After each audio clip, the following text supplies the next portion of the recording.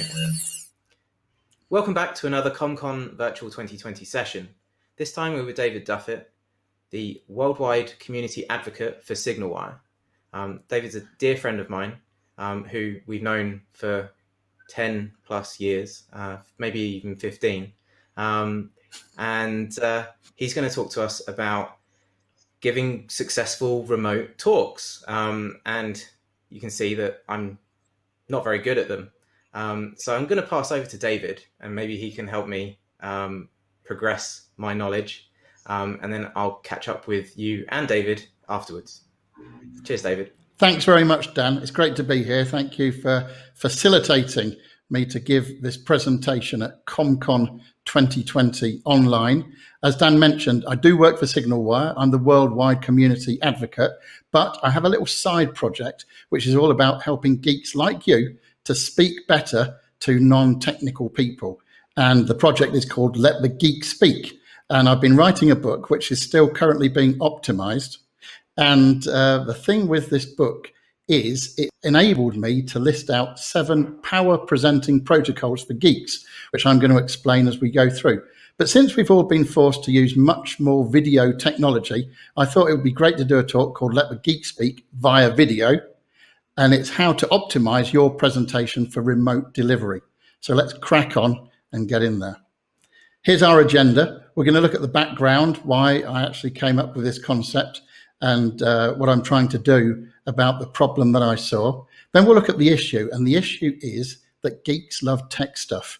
And when they think about video conferencing, their minds move straight to the technology without thinking about some of the perhaps more fundamental issues around video collaboration and such. Then we'll talk about how nerds do get heard, because that's the aim here, is helping nerds to be heard better. I'll go through the protocols, and then I'll look at each particular protocol and talk about the work that you can do in each of those to optimize for a remote presentation. And that's the section where it says where the emphasis needs to be. So I want to address the imbalance that I perceive. So this is just background information before we get to the meat of the presentation. And the imbalance is this, that geeks are great at being geeks. They're good sat in their corner of the office. Maybe it's a little bit darker so they can see their screens better. Maybe they've got some trendy posters up and some very cool in-jokes on their t-shirts and things like that. But round the corner is the sales guy. The sales guy, you know, the one with his expensed BMW and his large expense account and his large salary. And having worked through a number of technical companies and seen this imbalance, I got to thinking to myself, well, look, who is it that makes and supports this stuff? It's the geeks. Are they rewarded as well as the salespeople and maybe even other people in the company? Maybe not. And so this underlying issue is what came into my mind, that geeks make and support these products, these services, the technology, but they're paid less than the salespeople generally. They're recognized less than the salespeople, and they're rewarded less than the salespeople.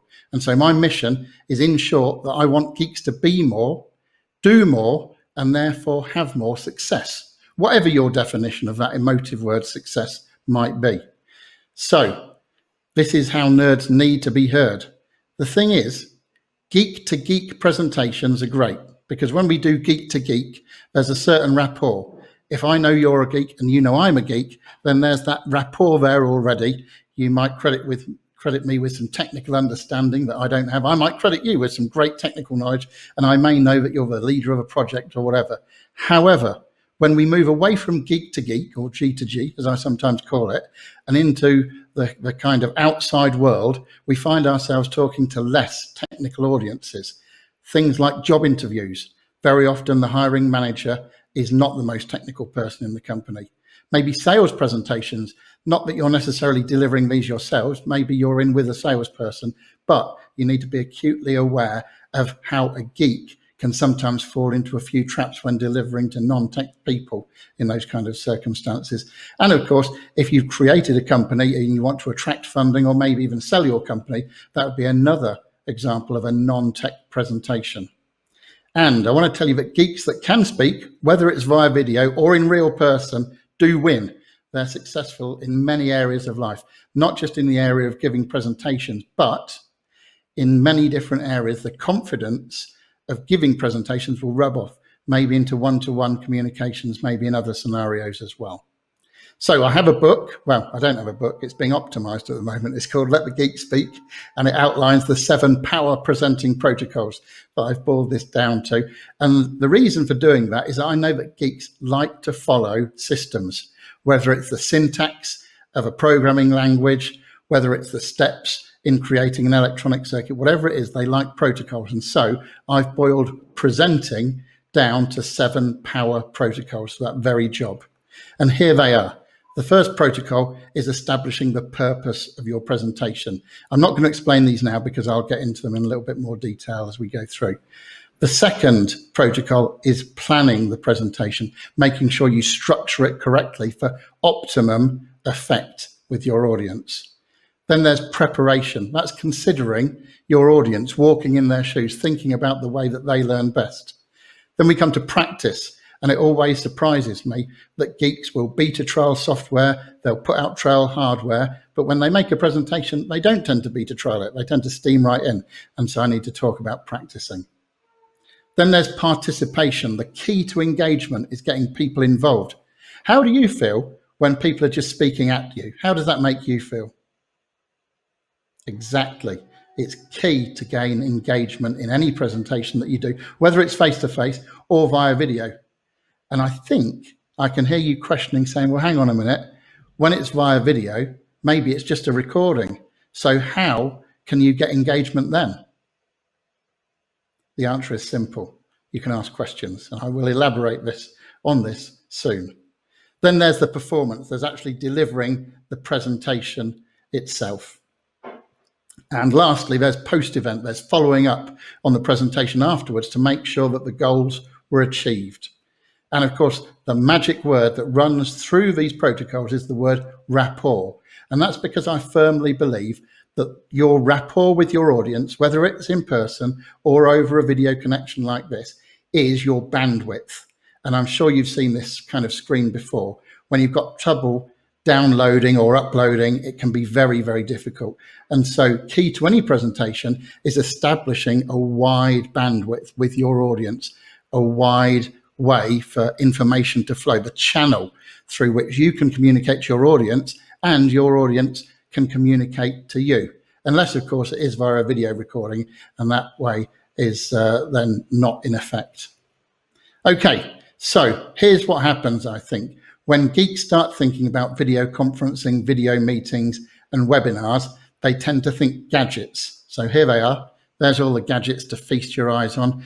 The right microphone, some studio quality headphones, a little bit of lighting, whether that's a pointed light or a panel light, whether it needs a diffuser or not, all of these different things, audio processing software to get rid of any background noise and crackles and pops, the right microphone stand, the acoustic insulation that you need. All of these things will run through a geek's mind, but although they are important, there's other things to consider. So a geek starts thinking about stuff like this. They start thinking about video quality. I need to make sure I've got the right camera and the right resolution and all of that kind of stuff. Audio quality. Have I got a great microphone? Is it going to do the right job for me? Is it positioned correctly? And all of that. Lighting. Have I got the right lighting? Is it in the right place? Framing of the video. Is it all set out correctly, or is there something awkward in the background? Then there's the bandwidth of your internet connection and making sure it's good. And lastly, of course, you need a high quality video platform, because if you've got all these other things in place and you don't have a high quality platform, then you could be in trouble.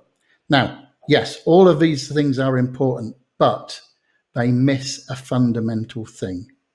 And the fundamental thing is that it's one thing getting the presentation of what you want to say right, but it's another thing having the right message and having power in that message. And so this is the place where I tell you that I have a dream, and here is this dream. It's that geeks would come to understand that while their webinars or video conferences or whatever might be initially judged on the traits of their tech, they will really be remembered for the potency of their presentation and the meat of their message. That is my dream. I want geeks to understand that it's all about the content, the power of the content, the meat of the message. So while the tech is important, yes, and I acknowledge that, I want to concentrate on something even more fundamental. And just like any presentation, whether it's one-to-one, whether it's one-to-many, whether it's face-to-face or via video, actually there's some fundamentals which are, I would argue, just as important, maybe even more important than the tech around the conferencing. So what are we missing? Well, I want to talk to you about what happens in a face-to-face exchange. This is based on a study done by a guy called Albert something. I won't, is it Mehrabain or something like that, back in the 1960s. And they analysed the way communication flows in a face-to-face exchange. And what they came up with was these stunning figures that for the words themselves, they only count for 7% of the communication. The way those words are said, so verbal cues like intonation, pauses, pitch, that kind of thing, that counts for 37%, and a staggering 55% is down to non-verbal communication. So what do we mean when we say non-verbal communication? Well, facial expressions, the way somebody stands, the way they move, the way they look, all of these different things. So you can see at the bottom of the slide here, can we agree that we're not going to get everything that I've just mentioned via a video conference? Is that a given? I think it probably is. We're not going to see lots of things. And have you noticed that a lot of people on video conferences will have their face in the top corner of the screen in like a little inch by inch or 2.54 centimeters by 2.54 centimeters at the top of the screen with the slides as the main thing? Well, then we're missing facial expressions and things like that, aren't we? So I think we can agree that we're missing lots of key information when we do a conference via video. We can't see the body language. We can't see the way people are standing. And of course, they can't really move unless they're on a camera phone or something like that. So what are the common issues that this leads to in video conferencing, video meetings and webinars? One of them is fatigue. I was talking to a friend the other day from London, and he said he had a day that was full of video conferences, and he felt more tired at the end of that, just sitting behind his desk, looking at people on the screen, than he does going through many, many face-to-face meetings. And of course, part of that is because you cannot pick up on everything that the people are saying. And when I say saying, I mean that in a non-verbal way as well as a verbal way. What are they saying by their body language? What are they saying by the way they move? What are they saying by the way that they look? So video conference fatigue is one of those things. Also a lack of connection. We get this situation where people just don't feel they've been spoken to. They feel there's somebody talking at the screen and not interacting with them. And that's a sad situation. How does that make you feel? Exactly. So to avoid video conference fatigue and a lack of connection, we can talk about some basic things that I'm going to come on to in a moment. And the last one is awkward pauses. Sometimes these happen because of the poor bandwidth of a video conference meeting, not with the video conference solution itself, but the bandwidth of the individuals connected to it. And what can happen is people can either talk over each other or experience awkward silences. And sometimes that is very, very hard to deal with, but there are a few tools and techniques you can use. One of the things, of course, is like on a radio transmission, a two-way radio transmission on a walkie-talkie, you can wait until the other person has finished speaking and give them a second or two after that for any kind of delay before you jump in. Okay, so what do we need to do? Well, the great news is that all of the answers are still in the 7 power presenting protocols I came up with, and the magic factor, which is rapport. And rapport will come when you engage in thinking about touching your audience in all of these 7 protocols. So let's jump in. Here's the first protocol. It's called purpose.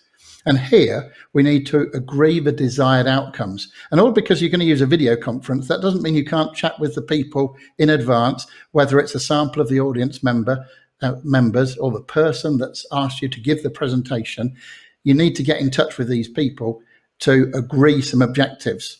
And that can be as simple as listing out 5 or 6 different outcomes that you're looking for, maybe even one outcome to change behavior or whatever it might be, and just agreeing it with the people at the other end before you go ahead and do anything else, because you don't want to run off on a load of preparation work to find that you were actually pointed in the wrong direction. That would be terrible. So you need to talk to the people that you're going to be delivering this presentation to, or at least a representative of them. And of course, anybody that's asked you to do the presentation, the sponsor, as I like to call them, and they are distinct from the audience. Then we need to think about, well, what is it we're trying to achieve? Are we informing somebody of something? Are we advising them of something? Are we looking to educate or train? Or are we looking to entertain? And just on that word entertain, I would tell you this, that whatever you're trying to do, if you can try and make your presentation as entertaining as possible, it will be more effective. I have no doubt of that at all. And the tip for this protocol, number one, purpose, is to be intentional. Don't just run off into your presentation without thinking about it. Start to establish a purpose before you do anything else. And then you will find that you're going to make positive progress in the right way. Then there's two, and this protocol is called plan. You need to plan your presentation. You need to consider the beginning of your presentation. You need to grab the attention. Now, this is even more difficult in a video conferencing environment. When I talk about grabbing the attention, I often visualize in my head somebody stood in front of an audience. The audience may be filled with people that already know each other and they're chatting to each other about their families and things. Maybe they've all come together separately and they've arrived from all over the country, or maybe even all over the world, and they're all sat together swapping stories. You need to say something that's going to grab their attention at the very beginning of the presentation. And the same is exactly true of a video presentation, because otherwise, you know what's going to happen? People are going to keep the tab open with the conference on, but they're going to stray onto other tabs and check their email, or they might be doing other things in the meantime on their Facebook or whatever it might be, or WhatsApp web, very popular too. However, we don't want people going there, and so you need to grab their attention. And some examples of attention grabbing starts to presentations are fascinating facts or figures. So statistics. If you're going to talk about road safety, you might say, I'm here to talk about road safety. And did you know that just during the time I'm talking, which is going to be 20, 25 minutes, sadly, 53 people are going to die on the roads of Great Britain, or whatever the statistic is. So a statistic that grabs the attention. Or a thought-provoking question. So, when was the last time you ate a banana? Exactly. I'm here to talk about bananas today. That would be another introduction to a presentation. So fascinating facts, figures, statistics, thought-provoking questions, or some kind of audio-visual gimmick. Maybe you could play a loud noise. It has to be pertinent to your presentation, of course, and not kind of totally abstract, but you need to grab the attention. Then there's the middle, the structure of your presentation. Have you ever watched a presentation and you don't really know where you are in the presentation? Once they get into it, they tell you that they're going to tell you these things. And then as you're going through the presentation, you think to yourself, hold on a minute, where am I? What's going on? This is a sad fact of many presentations, that people do not section them properly. They don't cut their content into the right chunks. They don't provide signposts during the presentation, and that's a sad thing. That's why I'm using these 7 protocols, so we can step through them logically. Now, when we think about the middle of your presentation and structuring your content, there's a thing called the power of 3s. 3s are just a very special number in presentations, so it's good to have 3 key points. And each of those key points could be broken up into 3 subpoints if you wanted, but sticking to 3s will make your presentations more memorable. And you can see the tip at the bottom. It says structure for recall, because if the presentation is worth giving, it's worth your audience remembering, and you need to help them to remember it. And then the last one is to finish with a bang and not a whimper. How many presentations have you seen when you get to the end of the presentation or the webinar? Doesn't matter whether this is a live one, as in face-to-face, or a webinar. But people at the end of the presentation say, well, that's it. Has anybody got any questions? And then what happens is maybe there are some questions, maybe embarrassingly, there aren't any questions. And you have to say something like, oh, I must have covered everything really well then. that's a little bit dire. Really, you want to be in control of the end of your presentation. So finish with a bang, not a whimper. And as I said already, repetition being the mother of learning, structure your presentation for recall from your audience's minds. Then there's the preparation. Now, coming back to what I was saying earlier about the communication and the parts of the communication that are made up by the words themselves, which you'll remember was only 7%, the way those words are said, which was 38%, and the non-verbal communication, 58%, we're missing a lot of this stuff. And so you need to work even harder when you are delivering a video conference presentation to build appeal for both people's emotions and their senses. Do you see what I mean? Maybe you do. There's another question and an example of using the sense of seeing. So think about how you can engage your audience beyond just looking at you at the screen and make them think and make them feel and make them sense the things that you're after them doing. So here's a tip at the bottom: create a list of phrases to use. What might those phrases be? Well, how do you feel about the presentation so far? That would be one question. What about how are you feeling in terms of understanding the subject? That would be another one.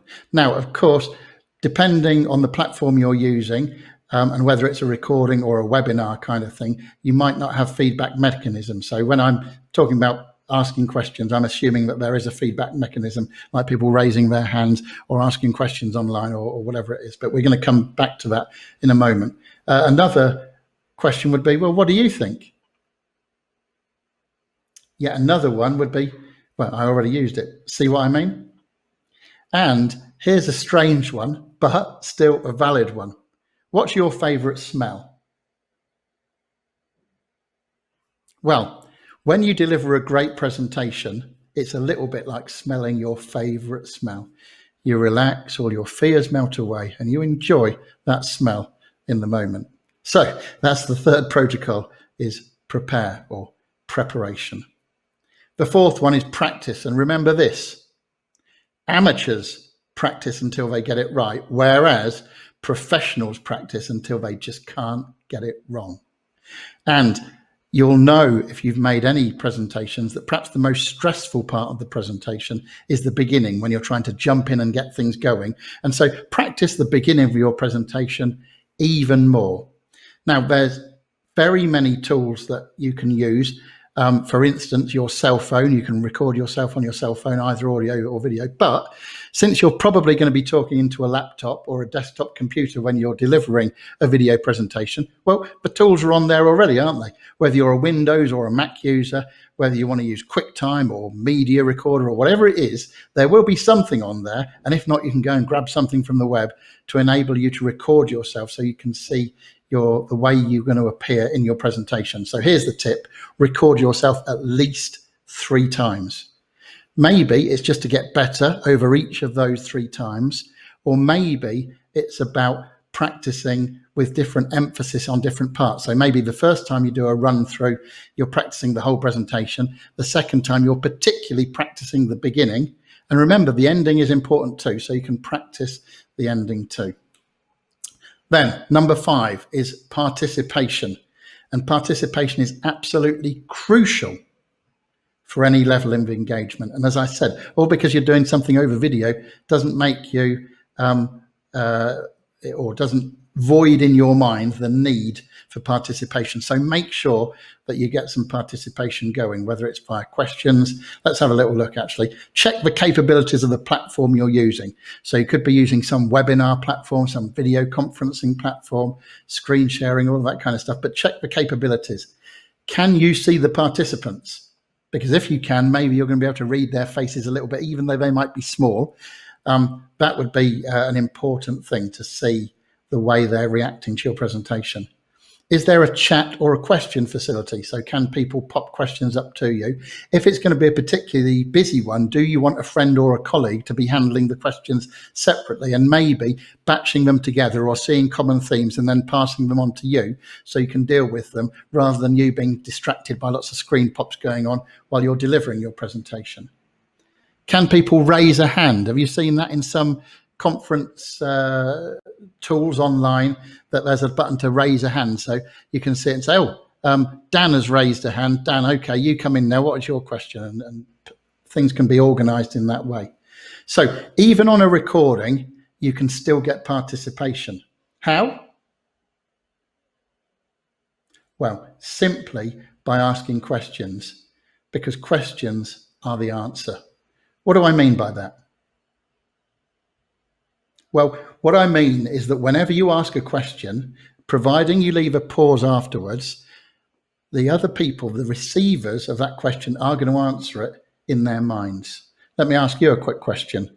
What was the colour of the front door of your first house? Can you tell me that? Well, right now in the recording, you can't tell me that, but I'm sure you brought it to mind.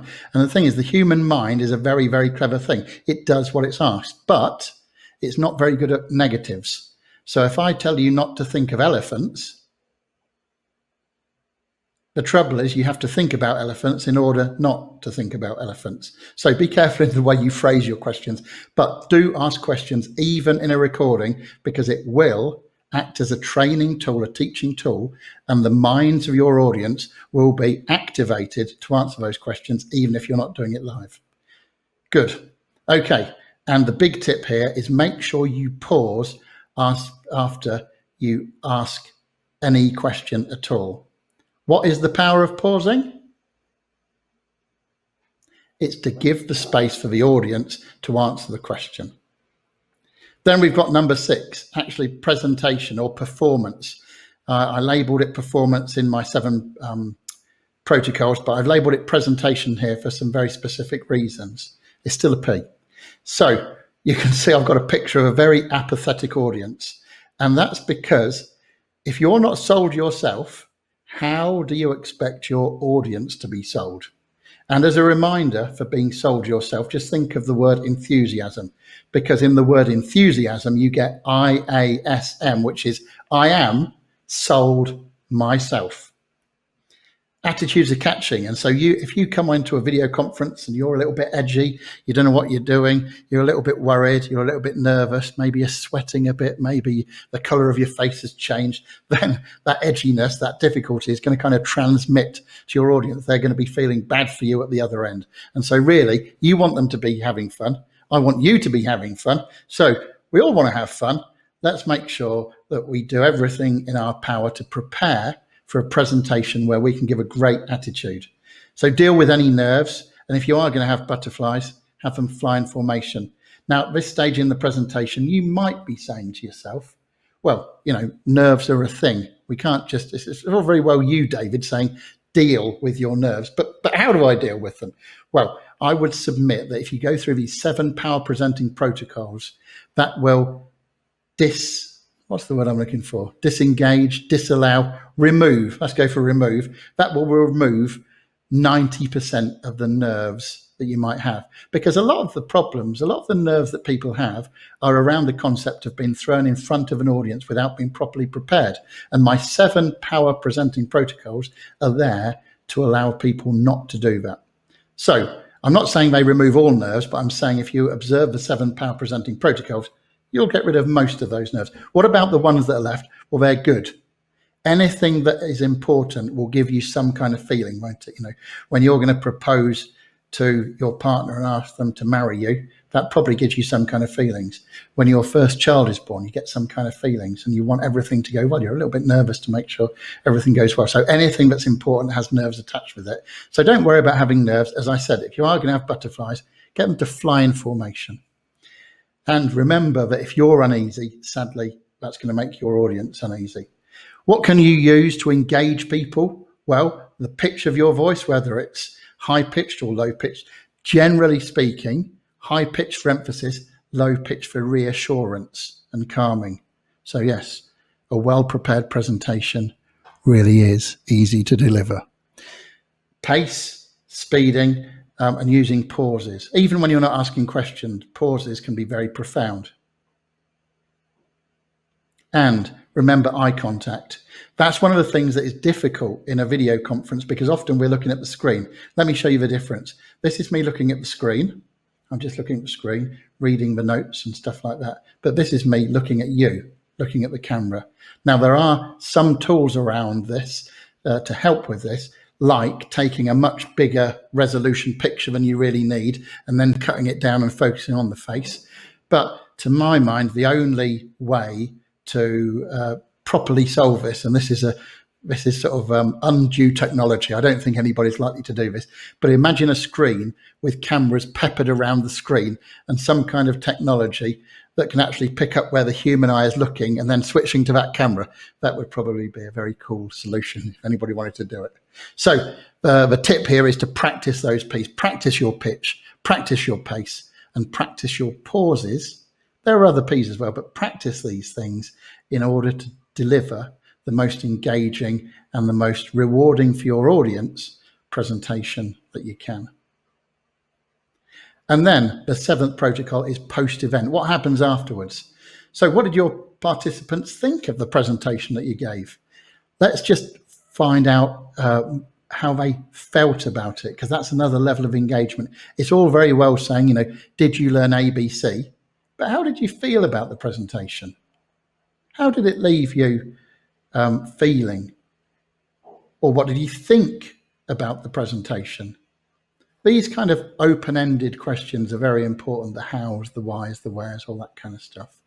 You can ask what your audience feel that they learned. Now, this could be via a tool that's built in to the video conference or the webinar software that you're using, or option 2, it could be via a survey that you send around afterwards. But it's entirely appropriate to ask people what they think, because remember, feedback is the breakfast of champions. So we want to get feedback. We love the praise, of course. It's great to get positive feedback, but it's also very, very important to get developmental feedback as well. And what we do want to find out, of course, is whether the objectives that you set out in the purpose, do you see the way the first and the last link to each other here? We have to set a purpose, and then we have to check whether we achieved the purpose. We want to know whether those things were achieved. And so here's the tip: get feedback immediately, whether that's face-to-face asking questions on the video conference at the end, whether it's telling people to pop their feedback or raise their hands or whatever it is. Raise your hands if you didn't like this presentation. Raise your hands if you did like this presentation. But if you can get qualitative feedback, that's useful. It says on the tip, get it immediately, but then get it again after a certain amount of time. And of course, if there's a sponsor involved, if there was somebody that asked you to do the presentation, make sure you go back to that person as well, not just the audience. So if somebody asked you to do it because they wanted something achieved, they wanted something taught, they wanted a change of behavior, whatever it might be, go back to them after 3 weeks and say, have those new working practices been adopted? Are your staff looking like they're more motivated these days? There's lots of different ways of measuring the outcomes of the presentation, but you need to have thought about the outcome at the beginning during the purpose protocol in order to measure it properly at the end. Okay, so I talked about rapport. Rapport is the magic factor, and you can see if you align those protocols, purpose, plan, prepare, practice, participation, performance, and post-event, if you align them in the right way, you get that word rapport. And as I said, the rapport is the channel through which you communicate. So the way you establish and maintain rapport is audience engagement, getting them into your world, inviting them in, asking questions that they can say yes to. They are much more effective than questions that people say no to. So make engagement a thread as you go through each of the 7 protocols. So when you're doing the purpose, not only outline the actual purpose to get people to adopt a new working process or to change people's behavior or whatever it is, but also say one of my purposes is to engage with my audience and get maximum rapport with them. Build it into the plan, build it into the preparation. Preparation, of course, is where we think about the different types of learners. Different people learn in different ways. Some people learn by doing more than they do by reading. In fact, the majority of people, I might say. But some people learn more by reflecting, by thinking about things. So all of these things are important. Weave the thread of rapport and engagement building through each of those protocols. Okay, and doing that will give you the best channel you can have to your audience, whether it's face-to-face or, as we've been speaking about now, whether it's via video conference or recording. Work hard at making that channel as broad as you can, and where possible, where you have got feedback, where it's a webinar and people can ask questions, that Rapport is going to open wide for both upload and download, for both your information to your audience and your audience's information back to you about whether they're understanding or liking your content. So before I summarize, have you got any questions? Actually, this is a recording, so you can't ask them. I'll see you in the interactive session a little bit later, which we're going to have right after I close. But this is an example of what I was talking about. Don't finish on a whimper. You must finish on a bang. You must finish your presentation hard. Let people know where it's going to finish. And so this was a tool I was using just to say, yes, we can consider questions, but never finish with questions. Finish on a summary. Here's the summary. So when you're thinking about doing presentations via some kind of video technology, I know we all love tech. I love tech. I love microphones. I love lighting. I love all those kind of things. But it's important to think about the fundamentals that underlie it. You remember I identified that we're missing stuff. We can't see people's facial expressions as well. We can't see the way that they're standing, the way that they're moving. We can't see sometimes what their arms are doing. You can't see whether they're folding their arms because they're not going to do it, in front of you. It's down below the field of vision for the camera. So all of these things are important. And because we're missing up to 93%, because of course we do get the words, assuming that the audio quality is good, but they're only worth 7% of the communication. So we could be missing up to 93%. So we need to make sure we build things in to negate any ill effects.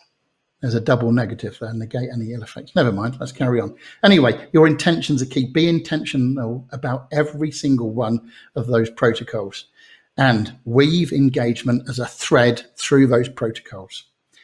Be remembered for the right things in your presentation, not the wrong things. Don't be remembered as the guy that looked terrible, or the guy that got his visuals mixed up, or the guy that stuttered, or whatever it might be. Be remembered for your potency and your meat. Just saying that in context, it was the potency of your presentation and the meat of your message. So be remembered for those things, please. So I would like to help you out. And the way I would like to do that is by offering you a free report. You can go to www.letthegeekspeak.com/free report, where you will be able to download a multi-page PDF that goes through some of the reasons why nerds aren't heard and how to combat that. Well, we've come to the end. It's been great. I've really enjoyed talking to you and listening to you in a virtual kind of way. But let me tell you this. While it's been a pleasure for me to convey the 7 power presenting protocols, it will be a pleasure for you as you go through and incorporate them into your video presentation. But more than that, it will be so powerful and so prominent for you that you'll take great pleasure in getting feedback on an excellent presentation delivered. So thank you very much. God bless, and see you again next time. Thanks so much, David. I feel like you tell me off every single time that I watch one of your talks because I completely go against everything you say. I don't really practice because I like writing my slides up until the last second because then they're really, really fresh in my head. And so I don't practice. I don't. It just works for me. I do what works for me. But doing CommCon Virtual 2020, it's been really challenging because I've got a webcam right in front of my face, and then I've got a TV behind me where I can see you. And so I end up looking at you, but not looking at the camera. And it's just natural to look at you and have a conversation with you, but the camera's right here. So it's actually been really, really tough trying to teach myself to look at the camera and ignore you, ignore the presenter. So it's not easy, is it? It's really, really difficult to kind of completely and utterly change your habits of you're used to having a face-to-face conversation with someone, and now we've got to look at a lens that doesn't look back at us. Yeah, I would liken it to learning to drive. You remember when you learned to drive? And when you went to change gear, the car swerved a little bit because you couldn't quite manage everything at once. And so it is with doing these presentations and learning to stare into the video camera rather than stare at your presentation. Of course, sometimes you have to look to remind you where you got to and stuff like that. But yeah, it's all, it's like riding a bike. The more you do it, the better you get. Right. And I wonder whether or not people will be, obviously we've recorded all of these sessions out of order. So like some of the earlier sessions might be really good and some of the later sessions might actually be really kind of not terrible, because I don't think we did a terrible job in any of them. You don't go for terrible content, Dan. No. So I think it'll be interesting to see whether or not people go, this was one of the early ones. Dan isn't quite as good at kind of passing off to someone, talking to the lens, talking to the camera. Lighting is good, lighting isn't good. It's this different world. It's just a challenge. So thank you so much for doing that. And I don't want to talk anymore because you wanted to end on a bang. I always end on questions. I'm doing it wrong. So we're going to move over to Riot for our Q&A. So that's on riot.commcon.xyz. The link will be in the description below. And we'll be able to do a live Q&A with David over there, where you'll be able to ask loads of questions about the right way to do presentations and to do remote presentations. So I just want to say thank you again to David for taking the time out to do this. You're very welcome. See you all. We'll see you all on the next session. Thanks, David. Cheers. Bye-bye. Don't go anywhere quite yet, though. We've got to say thank you to all of our sponsors. Without them, none of this would have even happened in the first place. So for our platinum sponsors, we've got Toulouse, Voxbone, and Ciara.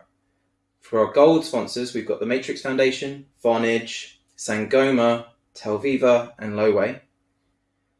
Our silver sponsors are Aptosay, Pion, Telco Bridges with ProSVC, Avoxy, 8x8 with Jitsi, and FirstCom Europe. And we've also got community sponsors, QXIP and Cycol Systems. Without any of them, this would never have even happened. You wouldn't have had all of this free content on YouTube. So go say thank you to all of them. Go look at what they provide, what services they offer, and have a conversation with them all over on Riot, riot.commcon.xyz. The link will be in the description below, along with links to all of our sponsors. You can go and watch preview videos from all of our gold sponsors right now over on YouTube. The links will be somewhere over here. All I've got to say is thank you to all of our sponsors. And I'll see you over on the Q&A shortly. Cheers.